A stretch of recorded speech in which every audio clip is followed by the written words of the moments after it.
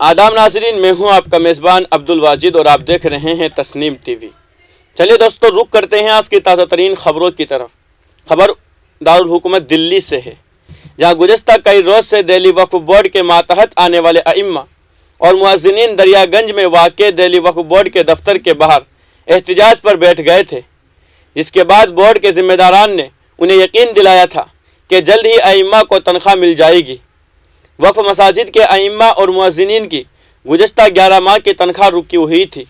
ان وقف اماموں کی تعداد 280 ہے، جن میں 18,000 روپے اماموں کو اور 16,000 روپے مؤذنین کو ماہانہ ادا کیا جاتا ہے، جبکہ وقف بورڈ کے علاوہ دیگر ائمہ اور مؤذنین کو گزشتہ 20 ماہ سے تنخواہ نہیں ملی تھی۔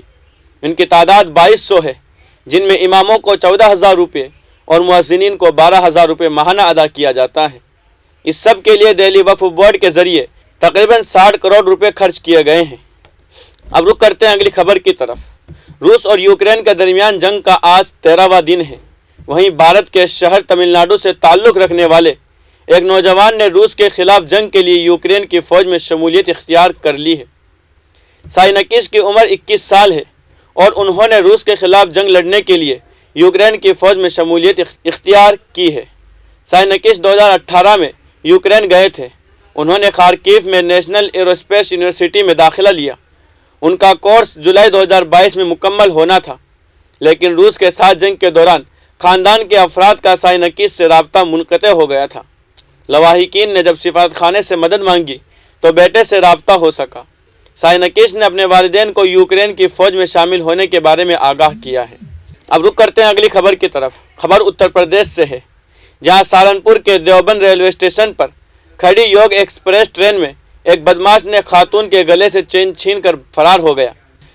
تاہم ریل میں اور گاڑیوں میں لوٹ مار کے واقعات پر روک لگانے کے لیے سرگرم GRP نے بدماش کو 24 گھنٹوں کے اندر ہی گرفتار کر لیا۔ اب رخ کرتے ہیں اگلی خبر کی طرف۔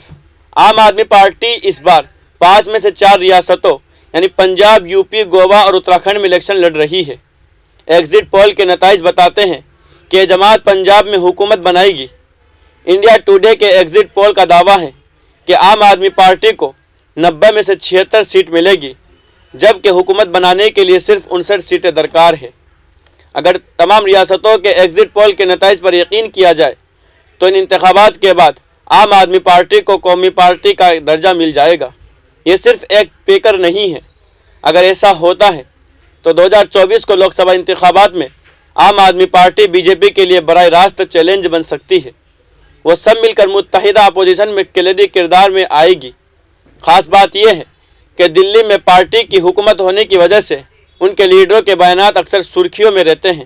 اگر ایسا ہوتا ہے تو اگلے چند سالوں میں عام آدمی پارٹی پورے ملک میں ایک بڑی پارٹی بن کر ابھر سکتی ہے۔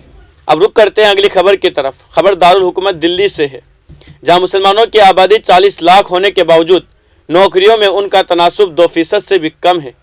یہ صورتحال بہار اور اتر پردیش جیسے پسماندہ دلی آل انڈیا مجلس اتحاد المسلمین کے یونٹ نے دلی کے سندر نگر وارڈ میں ایک دفتر کا افتتاح کیا ہے۔ اس دوران آل انڈیا مجلس اتحاد المسلمین دلی کے صدر کلیم الحفیظ نے ایک عوامی جلسے سے خطاب کرتے ہوئے کہا کہ متعدد لوگ کانگریس اور عام آدمی پارٹی کو چھوڑ کر مجلس میں شامل ہو رہے ہیں۔ اب رخ کرتے ہیں اگلی خبر کی طرف۔ یوکرینی صدر زیلنسکی نے کہا ہے کہ وہ بھول گئے ہیں کہ ہم ٹینکوں اور مشین گنوں سے نہیں ڈرتے۔ جب سچ جیسی اہم چیز ہماری طرف ہو، ہم سب کچھ دوبارہ بنائیں گے۔ ہم حملہ وروں کے ہاتھوں تباہ ہونے والے اپنے شہروں کو روس کے ہر شہر سے بہتر بنائیں گے۔ زیلنسکی نے پیر کے روز یوکرین کے 96 فوجیوں کو یوکرین کا ریاستی انعام دینے کے حکم نامے پر بھی دستخط۔ یوکرین کے صدر ولادیمیر زیلنسکی نے کہا ہے کہ وہ کسی سے نہیں ڈرتے اور نہ ہی کہیں چھپتے ہیں، بلکہ ابھی بھی دارالحکومت میں واقع اپنے دفتر میں مقیم ہے۔ زیلنسکی نے پیر کو اپنے سرکاری ٹیلی گرام چینل پر پوسٹ کی گئی ایک ویڈیو میں کہا کہ میں کیف میں رہتا ہوں اور میں کسی سے نہیں ڈرتا۔ زیلنسکی کو 24 فروری کو یوکرین روس تنازع کے آغاز کے بعد پہلی بار کیف میں واقع اپنے دفتر میں دیکھا گیا ہے۔ اب رخ کرتے ہیں اگلی خبر کی طرف۔ NIA نے آج مشتبہ طلحہ خان کے گھر کی تلاشی کے دوران مختلف مجرمانہ دستاویز اور ڈیجیٹل ڈیوائس ضبط کی ہے۔ کیس میں مزید تفتیش کی جا رہی ہے۔